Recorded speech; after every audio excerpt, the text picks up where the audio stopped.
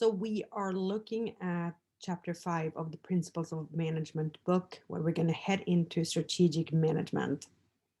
So this is a top of the organization level concept. So typically we hang out somewhere inside the organization when we talk about structure, culture, change, and those other organizational concepts.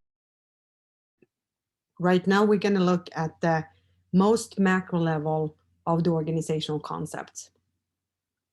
We are starting out by framing strategy in the POLC framework. We're going to look at what strategy is, strategy formulation, and strategy implementation. Look at how strategies emerge. Not everything can be predicted, obviously, because it's in the future, and well, the future cannot be predicted. We are also looking at when we are making trade-offs. Some people might say that strategy is literally just about focus.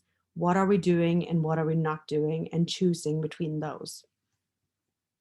In this strategy formulation process, we need to collect data, and we do both internal and external analysis to collect data so that we can understand our current situation. We can understand the trends that are going on in the external environment that may or may not impact us. And we need to look internally to our resources and our capabilities, as well as competencies, to make sure that we can execute on the plans, the strategic formulation that we are embarking upon. And then finally, there is a theoretical concept, or I shouldn't say theoretical concept, it's more of a tool that lets us look at different predetermined categories to help us create strategy. So in the POLC framework, clearly we're going to be living over here to the left in the planning box. Planning starts with vision and mission. Some strategists or theorists would argue that vision and mission are actually part of the strategic planning process. They would say vision and mission are the first thing you set. And some people would say it fall outside of that process. Regardless, strategizing does happen in relation to the vision and mission. The vision and mission are the things we are wanting to be and the things we are. And our strategic plan most definitely need to align with our vision and mission. And then we have another chapter in the book that comes after the strategic management chapter that focuses on specific goals and objectives, which tell us that we can now measure our strategic plan. I apologize, there's a lot of very loud landscapers outside. So we are looking at the strategic formulation side of things. And then all the other chapters of this textbook essentially focus on the strategy implementation piece, where we are doing things such designing the organization, making sure that we have formal and informal networks, formal networks being set by the company, informal ones, they do occur naturally within the organization. We have a culture that is either beneficial or not.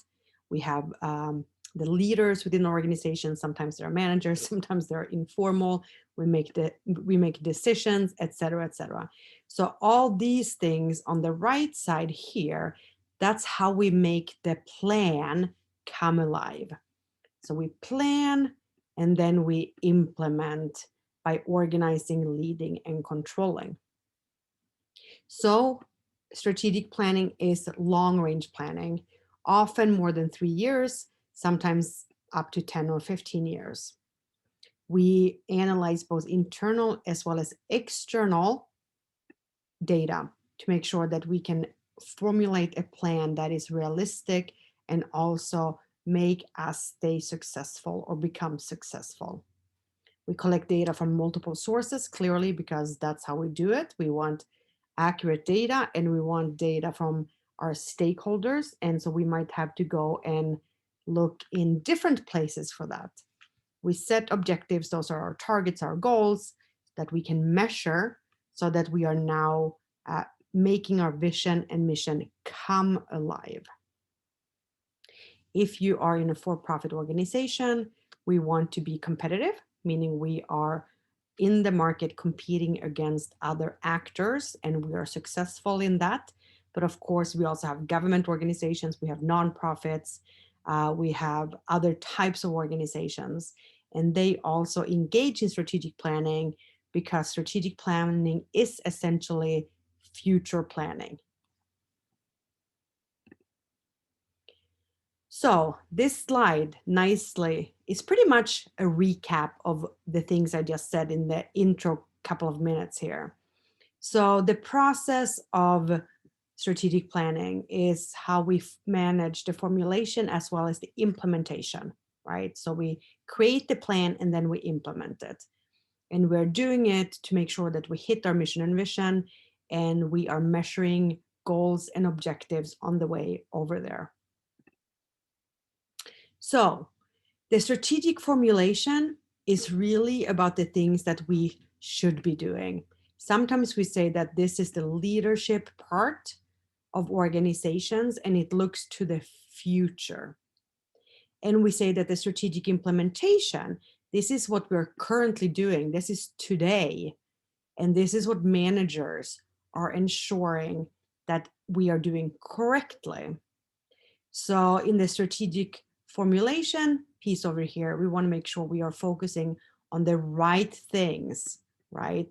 Are we actually prioritizing the right projects, initiatives, etc.? And in strategic implementation, we want to make sure we're doing the things right. So the projects, tasks, etc., that came from our plan over here on the left side, we want to make sure we do them right, meaning we do them at the high levels of performance. So that is the strategic formulation versus the strategic implementation.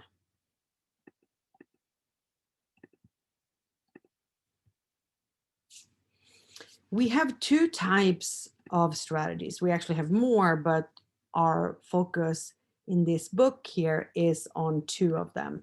One is what we call corporate strategy, corporate level strategy, and we also have business level strategy.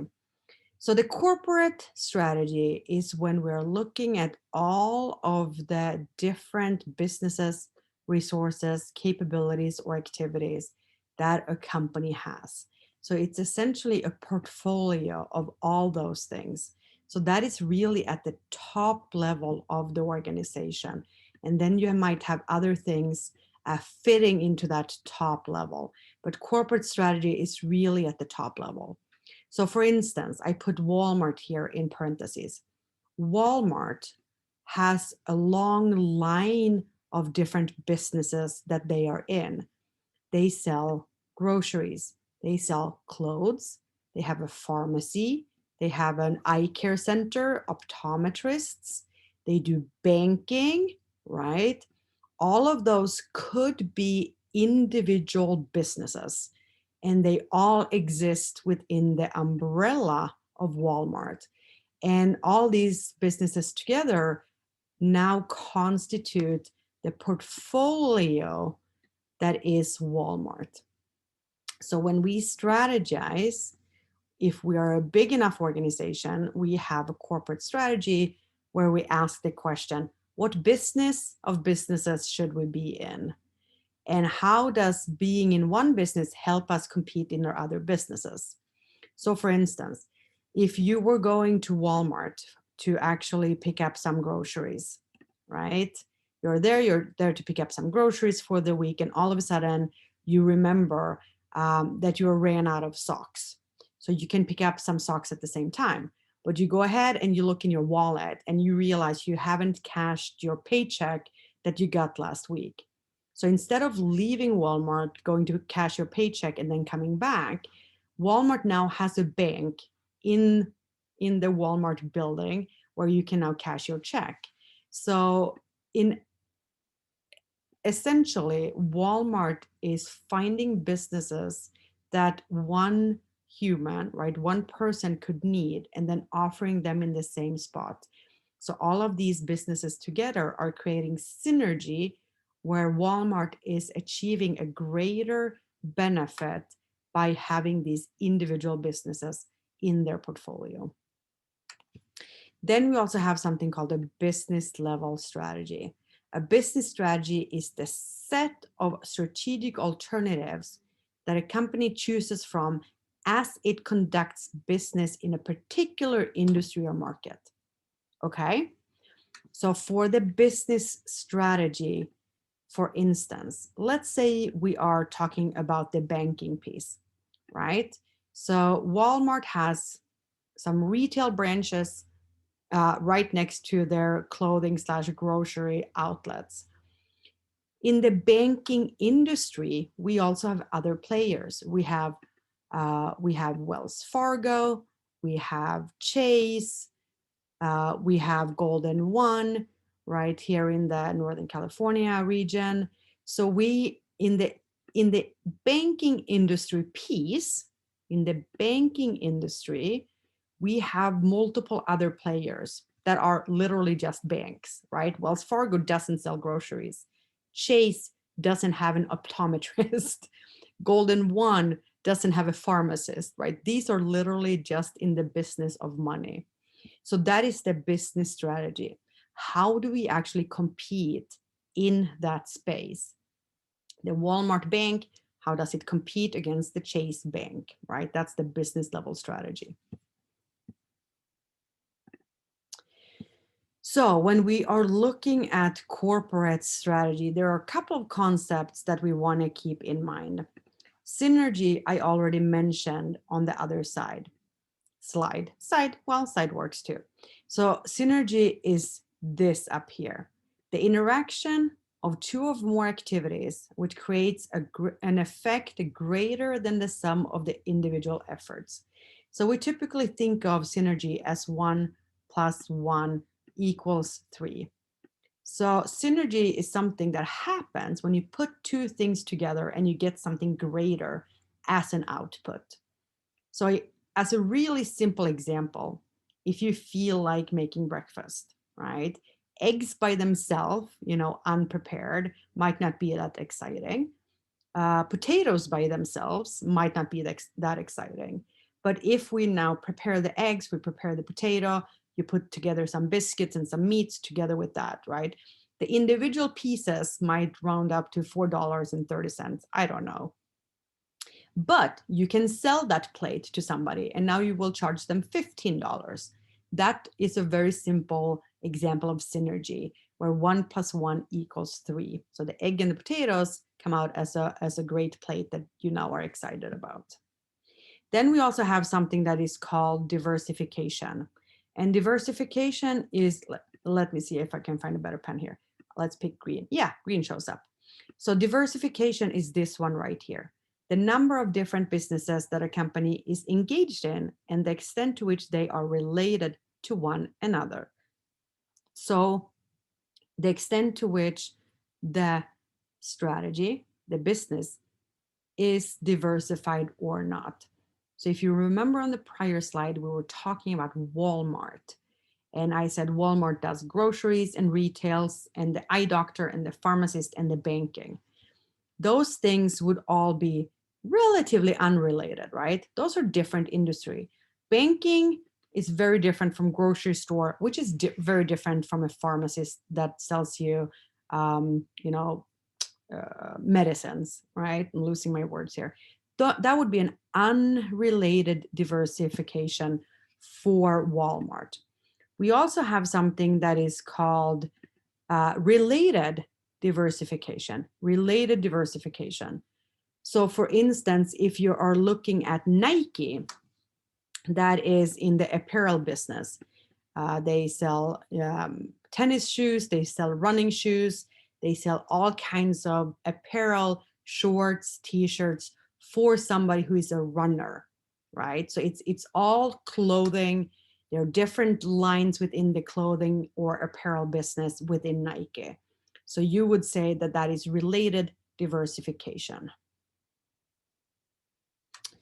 So on the right here, we have Sharon Oster, who is a big thinker in the strategic field.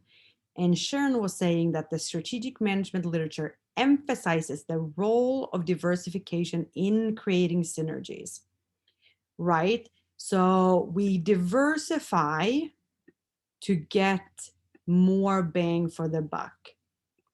Going back to the Walmart example on the prior slide, Walmart has created an unrelated diversification so that they can capture more of the consumer's wallet. Okay. So for Walmart, the banking plus the groceries gives them $3 instead of otherwise $1 and $1. Two business units have synergies if their union allows for more opportunities that would not be available to either of them separately.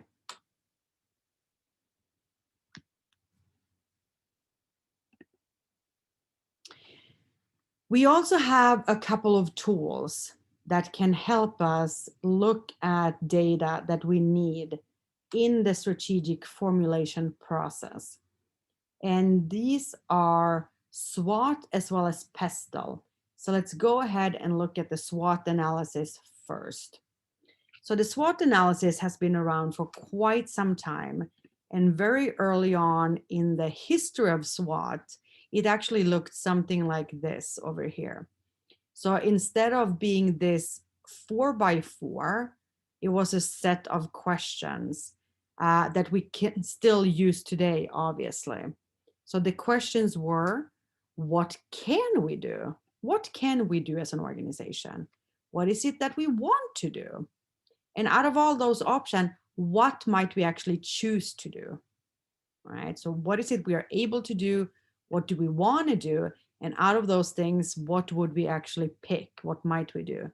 What do other people expect from us? So those other people often are going to be our stakeholders. Remember, that concept keeps coming back again and again. A stakeholder is someone that is either impacted by or touched by the organization, that has an interest in the organization. Employees, consumers, the community, etc. Okay, so let's take a look at the actual SWOT analysis at this point. So we have internal two boxes. The strengths are the strengths of the organizations itself, and the weaknesses lists the weaknesses of the organization. These are internal to the organizations. These are attributes of the organizations. What are we doing well and what are we not doing well? We either want improvement here or we are just going to not pursue opportunities where we are weak. Then we also have something called the external piece of this, right? So external origin. And this is an attribute of the environment outside of the organization. Here we have opportunities. Those are the things that we can pursue, be successful in. And we might also have threats. Those are the things that might actually make us fail as a business. And so we want to make sure we know what these are so we can either avoid them or come up with some strengths that would counteract our threats. So a SWOT is really an assessment of these strengths, weaknesses, opportunities, and threats. We see SWOT analysis in personal development. We see it in marketing and a lot of other places. It's a very useful tool. It's quick and it uncovers a lot of information. So the SWOT analysis really is a useful tool for organizations. There are other tools that we can use as an organization. There's, for instance, for internal pieces, there's the value chain, which is covered in another video by me on my channel. And there is also the VRIO, which is also covered in another video. We also have external analysis tools, which we have PESTEL, which we will be talking about here. And then just general industry analysis that one can do, for instance, on the banking piece or grocery piece, etc. So here is the PESTEL analysis. This one is a really nice tool because it allows us to be exhaustive when we're looking at the general external environment that exists outside of the organization, right? So this is the general environment. This is not the industry. This is not the banking industry. This is not the grocery store industry. This is in general. what exists in the world outside of our organization in general. And so it helps us gain a big understanding of factors and trends in our society. And so we use the PESTEL analysis to organize all of these factors. And so the P stands for political. So what politically is going on locally, nationally, globally, economically, right? GDP, unemployment, stock market, is the economy booming? Is it declining? We look at social factors, right? So different generations, age components, cultures, East Coast, West Coast. Are we in the US? Are we in Asia? Are we in Europe? Technologically, what happens with the technology? How is technology, AI, big data impacting us or not impacting us? And of course, these examples that I'm listing, they are just examples. These are not exhaustive, obviously, factors. Environmental, especially here in the United States. I was going to say California, which is where I am, where I live. We have had a lot of wildfires lately and some other natural disasters, which is making it hard for many organizations and people, of course. And then legally, we have to pay attention to what goes on legally at the state level, at the federal level, as well as the local level. So paying attention to employment laws and other types of laws that impact our business. Okay, that's going to wrap it for the introduction to chapter 5. So we'll see you for the next one. Take care.